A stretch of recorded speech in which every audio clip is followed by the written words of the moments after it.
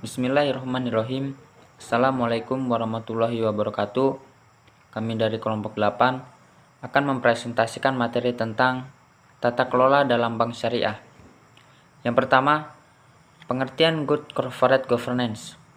Menurut Lastanti tahun 2005, Good Corporate Governance merupakan mekanisme untuk mengendalikan, mengatur, dan mengelola bisnis dengan maksud untuk meningkatkan kemakmuran dan akuntabilitas, yang bertujuan akhirnya untuk mewujudkan shareholders value.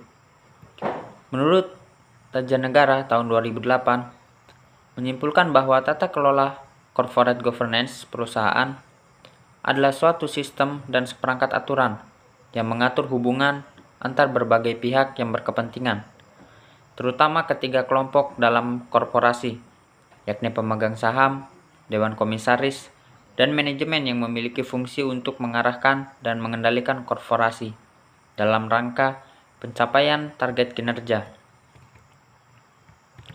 Pengertian implementasi Good Corporate Governance. Implementasi bermuara pada aktivitas, aksi, tindakan, atau adanya mekanisme suatu sistem. Implementasi bukan hanya sekedar aktivitas, tetapi suatu kegiatan yang terencana dan untuk mencapai tujuan kegiatan. Teori penerapan atau implementasi memiliki 3 tahap, yaitu sosialisasi, implementasi, dan internalisasi. Dalam literatur yang lain, disebutkan juga bahwa Good Corporate Governance merupakan suatu proses struktur yang dilakukan dalam mengurus dan mengembangkan bisnisnya, serta pertanggungjawaban perusahaan yang berfungsi untuk mempertinggi nilai saham dalam jangka panjang dengan tetap memperhatikan kepentingan stakeholders lain. Selanjutnya, prinsip-prinsip Good Corporate Governance pada bank syariah. Yang pertama yaitu transparansi.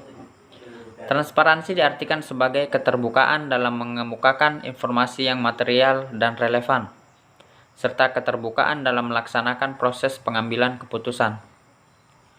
Yang kedua, akuntabilitas, yaitu kejelasan fungsi dan pertanggungjawaban bank, sehingga pengelolaannya berjalan efektif. Yang ketiga yaitu pertanggungjawaban, atau responsibility, yaitu kesesuaian pengelolaan bank dengan peraturan perundang-undangan yang berlaku dan prinsip-prinsip pengelolaan bank yang sehat. Yang keempat yaitu independensi, yaitu kemandirian pengelolaan secara profesional tanpa pengaruh atau tekanan dari pihak manapun. Yang kelima yaitu kewajaran dan kesetaraan, yaitu keadilan dan kesetaraan dalam memenuhi hak-hak stakeholders yang timbul berdasarkan perjanjian dan peraturan perundang-undangan yang berlaku. Manfaat Good Corporate Governance. Yang pertama, dalam proses pengambilan keputusan yang baik, dapat menciptakan sistem peningkatan kinerja perusahaan, peningkatan efisiensi operasional perusahaan, serta lebih meningkatkan pelayanan kepada stakeholders. Yang kedua, dalam mempermudah meningkatkan corporate value dengan memperoleh pembiayaan dana yang lebih murah. Yang ketiga, mampu mengembalikan kepercayaan investor sehingga dapat kembali menanamkan modalnya di Indonesia. Yang keempat, dengan kinerja perusahaan yang baik, stakeholders dapat merasa puas sehingga dapat lebih meningkatkan stakeholders value dan dividen. Pedoman pelaksanaan Good Corporate Governance. Yang pertama, Dewan Komisaris dan Direksi harus bertanggung jawab dalam melaksanakan tugasnya. Yang kedua, dalam melaksanakan tugas fungsi dari komite-komite dan satuan kerja, menjalankan kelengkapan pengendalian interbank. Yang ketiga, kepatuhan. Auditor internal dan eksternal merupakan penetapan fungsi. Yang keempat, sistem pengendalian merupakan penerapan manajemen risiko. Yang kelima, penyediaan dana besar serta penyediaan dana kepada pihak bank yang terkait. Yang keenam, perencanaan ide bank. Yang ketujuh, melaksanakan transparansi dan dalam keuangan dan non-keuangan bank. Selanjutnya, tahap-tahap penerapan Good Corporate Governance. Yang pertama, tahap persiapan, yang kedua, tahap implementasi, dan yang ketiga, tahap evaluasi. Selanjutnya, tahap persiapan. Di dalamnya ada awareness building, assessment, dan manual building. Yang kedua, ada tahap implementasi, sosialisasi, implementasi, dan internalisasi.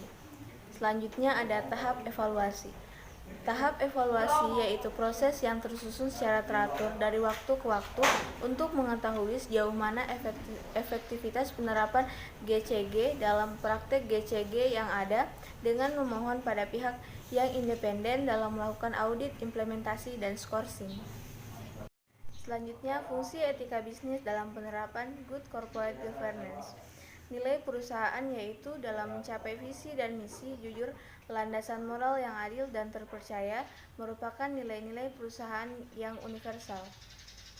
Etika bisnis yaitu pedoman dalam perusahaan, yakni melakukan kegiatan usaha guna berinteraksi dengan pemilik saham, stakeholders. Dalam etika bisnis, penerapan nilai-nilai perusahaan berkesinambungan, saling mendukung agar tercipta budaya dalam perusahaan. Pedoman perilaku mencakup pembagian antara nilai-nilai perusahaan dan etika bisnis. Panduan usaha menjadi salah satu struktur perusahaan bagi semua karyawan perusahaan. Mungkin hanya itu yang dapat kami sampaikan. Kurang dan lebihnya mohon dimaafkan. Akhir kata saya ucapkan wassalamualaikum warahmatullahi wabarakatuh.